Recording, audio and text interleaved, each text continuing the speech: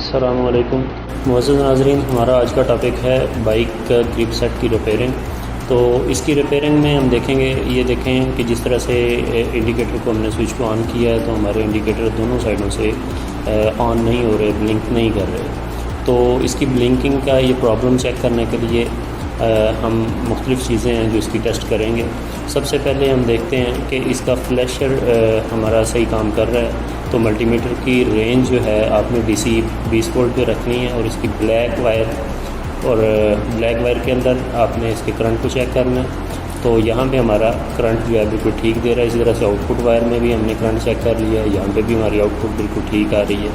तो इसके बाद हम देखते हैं कि हमारी ग्रिप सेट के अंदर ये प्रॉब्लम है, तो हम ग्रिप सेट को ओपन करेंगे और इसके जो इंडिकेटर स्विच है उसको हम यहाँ से टेस्ट करेंगे कि किस तरह से यहाँ से हम इसकी प्रॉब्लम को रिज़ॉल्व कर सकते हैं। तो सबसे पहले इनकी वायर्स को चेक कर लें। यहाँ पे मोस्टली ग्रे वायर जो है उसको हमने चेक करना है इंडिकेटर स्विच के अंदर कि वो टूटी हुई तो नहीं है। ये देखें, ये वायर यहाँ पे टूटी हुई है।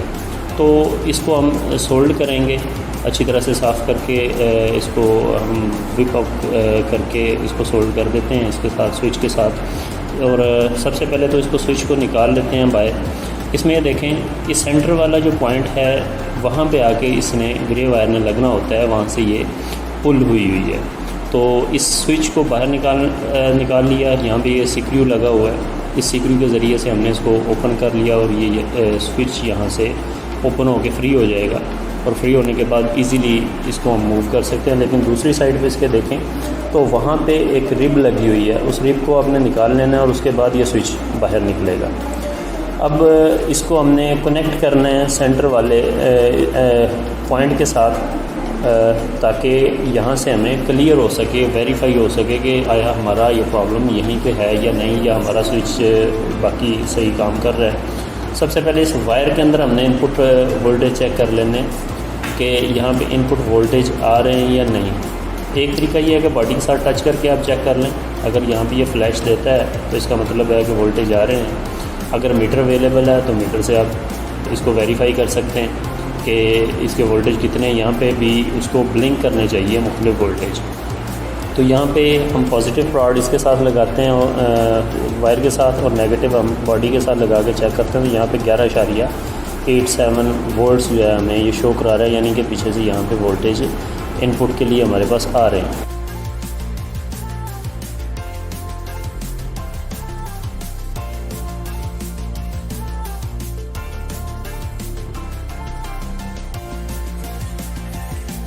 हमने ये सेंटर वाले पॉइंट के साथ इसको लगा दिए। लगाने के बाद स्विच को ऑपरेट किया है एक साइड पे, लेफ़्ट और राइट। तो ऑपरेट करने से हमें जस्टिफाई हो जाएगा कि यहाँ पे हमारे इंडिकेटर ब्लिंक करना शुरू कर दिए हैं या नहीं। तो इस तरह से आपने दोनों साइडों के स्विचेस को चेक कर लेना है कि हमारे इंडिकेटर्स जो हैं वो ब्लिंक हो रहे हैं। अगर ब्लिंक हो रहे हैं तो इसका मतलब यही है कि हमारी वायर के ये डिस्कनेक्शन का मसला था। तो यहाँ पे हम इसको सोल्व करेंगे और वायर की डिस्कनेक्शन जो है दोबारा से कनेक्ट कर देंगे, जिससे हमारा प्रॉब्लम रिजॉल्व हो जाता है। अगर ये अटैच करने से ये मामला हल ना हो तो इसका मतलब ये है कि हमारा स्विच भी ख़राब है। फिर स्विच को ओपन करते हैं और उसको साफ़ करके दोबारा से लगाते हैं। तो अब हम इसको सोल्ड करेंगे सोल्डर के साथ। ये देखिए, इसको हम बार बार चेक कर रहे हैं फ्लैश करने के तरीके के साथ। और यहाँ पे हम इसको वायर को सबसे पहले सोल्ड कर लेंगे ताकि जो प्लेट है, प्लेट के साथ सोल्डरिंग के अंदर हमारी ये आसानी हो। तो यहाँ पे ये इजीली सोल्ड हो जाएगा। अगर ये सोल्ड ना हो तो सबसे पहले इसको रब कर लें वायर को, ताकि इसके ऊपर अगर फ्यूजन वगैरह है तो वो साफ़ हो जाए। ये सोल्ड हो गया। और सोल्ड होने के बाद हम इसको अटैच करेंगे बटन के साथ, और बटन के साथ अटैच करने के बाद सोल्डरिंग आयरन के ज़रिए से इसको पॉइंट के साथ सोल्ड कर देंगे। ये यहाँ से इसको पकड़ लेना है बटन को, उसके बाद यहाँ पे रख के इसको सोल्ड कर देना है। ये सेंटर वाला पॉइंट बनता है। और इसका एक ख़ास ख्याल रखिएगा कि इसको ज़्यादा देर इसके साथ अटैच नहीं रखना। अगर ज़्यादा देर अटैच रखेंगे तो नीचे बिकालाइट मटीरियल है वो मेल्ट हो जाएगा और आपका सर्किट जो है बिल्कुल ख़राब हो जाएगा, स्विच ख़राब हो जाएगा। अब ये देखें जी, इसको हमने ऑपरेट करके देख लेना है। ये इजीली ऑपरेट होना चाहिए। ये देखें, इंडिकेटर ब्लिंक कर रहे हैं, तो इसका मतलब हमारा स्विच ओके हो चुका है। बटन बिल्कुल इजीली वर्क कर रहा है।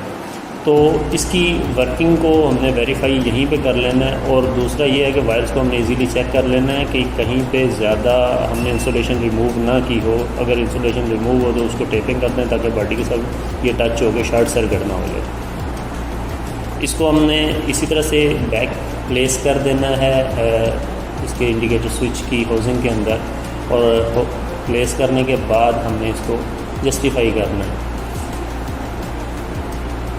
अब हार्न स्विच है, हार्न स्विच इसको हमने लगाने से पहले इस स्विच को साथ प्लेस कर दिया। प्लेस करने के बाद हमने इसके स्क्रूज़ को उसी तरह से टाइट कर देना है ताकि ये लूजनेस इसके अंदर ना रहे और ये इजीली जो है वो ग्रिप हो सके, अदरवाइज़ ये इसमें लूज़ होगा और ये प्रॉब्लम करेगा। इसके बाद हार्न बटन को उसी तरह से हमने इसकी पॉइंट के अंदर लगा देना है और उसको प्रेस करके देख लेना है कि ये हार्न सही से काम कर रहा है या नहीं। अगर ये अदरवाइज़ ये खोली तो ही है ग्रिप।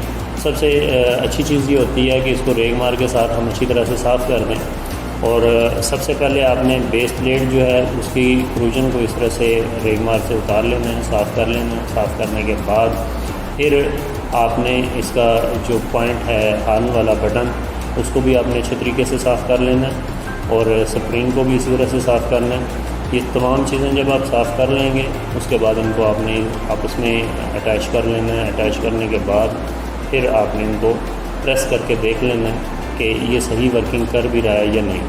तो अब ये जिस तरह से ये बेस प्लेट साफ़ हो गई है, उसके बाद ये पॉइंट है, पॉइंट को सेंटर से साफ़ कर लें अच्छी तरीके से। इसके ऊपर से क्रूजन को उतार लें।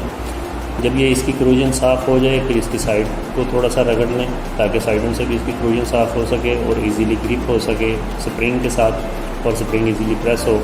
इसको ज़रा ये भी वेरीफाई कर लीजिएगा कि ये यहाँ से बटन को मेल्ट नहीं होना चाहिए। अगर ये यहाँ से मेल्ट होता है तो फिर ये भी अच्छे तरीके से काम नहीं करेगा बटन। ये देखें ये साइडें भी अच्छी तरह से वाश हो गई, साफ़ हो गई रेग मार के ज़रिए। और रेग मार जो है आपने सबसे ब्रेक नंबर 0 नंबर का रेग मार इस्तेमाल करना है। इसी तरह से रिंग के फेस को आपने साफ़ कर लेना है। स्प्रिंग का फेस क्योंकि ये बेस प्लेट पे लगेगा, इसी तरह से नीचे वाला जो है हिस्सा फेस जो है ये आपके पॉइंट के साथ लगता है। इन दोनों साइडों को आपने अच्छी तरीके से साफ़ कर लेनी है, कोई क्रूजन यहाँ पे ना रहे। अब ये बटन के ऊपर आपने ब्रेक साइड जो है वो प्रेस कर लेनी है। उसके बाद इस तरह से बेस प्लेट को आपने कवर के अंदर लगाना है और फिर दूसरी साइड से आपने इसके बटन को इसके अंदर प्रेस कर देना है इसकी हाउसिंग के अंदर। अब ये इसको प्रेस करके देखेंगे तो हार्न बिल्कुल ठीक काम कर रहा होगा। तो इसी तरह से आपने इसको इसके जो रिब है या ग्रिप है उसके अंदर आपने लगा देना है, प्रेस कर देना है अच्छे तरीके से। और ये देख लेंगे ये सरफेस इसकी बिल्कुल बराबर केसिंग के साथ बैठी हुई होनी चाहिए। अगर ये केसिंग के साथ नहीं बैठेगी तो इसके ऊपर जो सीक्यू वाला हिस्सा है वो नहीं लगेगा। नीचे वाला जो स्टेनिंग के साथ उसमें कपलिंग करनी होती है, ये कपलिंग है, ये कपलिंग सही तरीके से नहीं लगेगी। अब वायर्स को आपने पॉइंट से या लोहे वाले हिस्सों से आगे पीछे कर लेना है ताकि ये मूवमेंट के दौरान ये ख़राब ना हो, वायर आपकी टूटे नहीं। तो इस तरह से आपने इसको कपल कर लिया। कपल करने के बाद इसको स्क्रूज़ की मदद से दोबारा से रीटाइट कर देना है। और इसको ये ज़रा वेरीफाई कर लीजिएगा कि ये बिल्कुल केसिंग के साथ आपके लोहे वाला हिस्सा या लोहे वाला पार्ट बराबर बैठना चाहिए। अगर ये बराबर नहीं बैठता तो इसका मतलब अभी ग्रिप ठीक नहीं है। ये इस तरह से स्क्रूज़ इसके टाइट कर देंगे। टाइट करने के बाद इसको आपने हैंडल के साथ फिट करना है, लेकिन उससे पहले आपने इसको वेरीफाई कर लेना है कि आपकी तमाम चीज़ें बिल्कुल सही चल रही हैं। बात बार ये होता है कि फिटिंग के दौरान कोई वायर पुल आउट हो जाती है और उसके बाद आपको दोबारा से उसको रीओपन करना पड़ता है। इसको बॉडी के साथ अटैच करें। अटैच करने के बाद इसकी बोल्टिंग जो नीचे वाला इसको ग्रिप हिस्सा बोलते हैं, ग्रिप हिस्से को आपने इसके साथ ग्रिप के साथ अटैच कर लेना। अटैच करने के बाद इसके स्क्रूज़ लगा देने। स्क्रूज़ लगाने के बाद आपने हाथ से सबसे पहले इसको टाइट करना है स्क्रूज़ को, ताकि इसकी अगर चूड़ियाँ मिसप्लेस हों तो ये आपकी ग्रिप ख़राब ना हो। अगर ये इसमें कोई हर्डल पैदा होती है तो आपको महसूस हो जाएगा कि इसकी जो थ्रेड्स हैं वो इक्वल नहीं हैं। इसको इक्वल करके आपने लगा दिया। उसके बाद टी हैंडल के साथ आपने इसको टाइट कर देना और इसकी टाइटनेस जो है ये तकरीबन पूरी होनी चाहिए। और ये ग्रिप जो गियर क्लच लीवर है, क्लच लीवर को इसके साथ रेस के साथ या दस्ती के साथ बराबर होना चाहिए। ये लीवर को आगे पीछे नहीं निकलना चाहिए। अगर ये आगे पीछे होगा तो ये मिस अलाइनमेंट होगी इसकी। ये जी हमारा आज का टॉपिक मुकम्मल हो गया।